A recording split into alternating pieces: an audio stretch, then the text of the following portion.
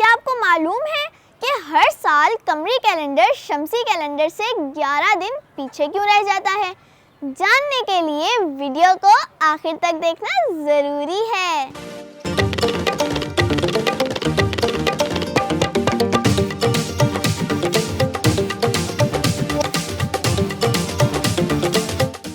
रमज़ानुल मुबारक का महीना शुरू हो चुका है।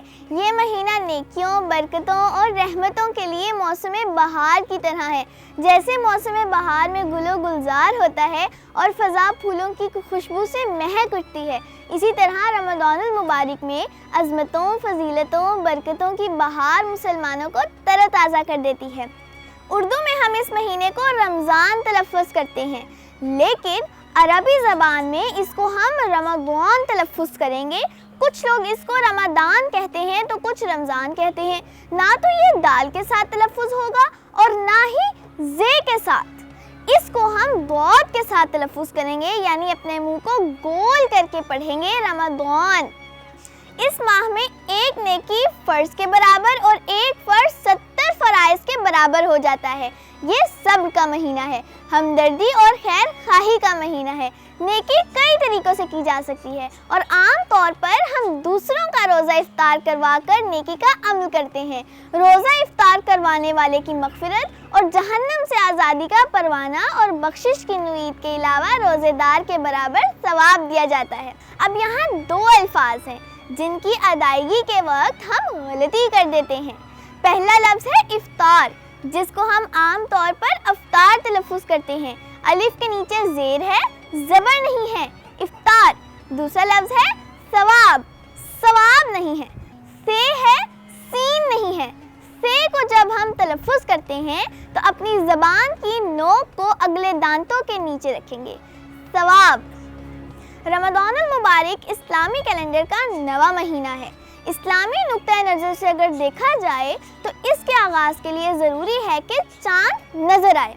साथियों, क्या आपको मालूम है कि कमरी महीनों को इस्लामी महीने क्यों कहा जाता है? वो इसलिए कि जो इस्लामी त्यौहार हैं वो कमरी कैलेंडर के हिसाब से मनाए जाते हैं।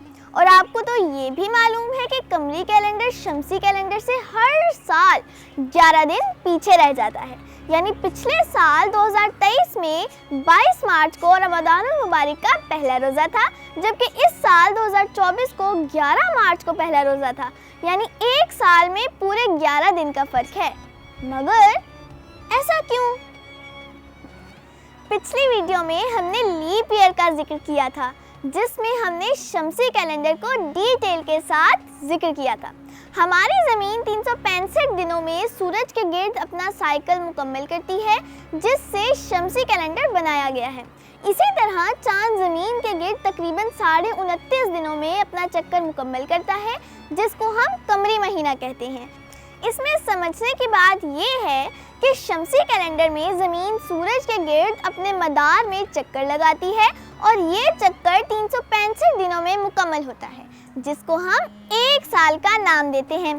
जबकि कमरी कैलेंडर में चाँद ज़मीन के गिर्द चक्कर लगाता है जो 29.5 दिनों में मुकम्मल होता है, जिसको हम एक महीना गिनते हैं। कमरी कैलेंडर का साल से ताल्लुक़ नहीं होता बल्कि महीने से ताल्लुक़ होता है। इसलिए जब हम इन 29.5 दिनों को 12 महीनों से मल्टीप्लाई करते हैं तो ये 354 दिन बनते हैं, जो शमसी साल से 11 दिन कम होते हैं।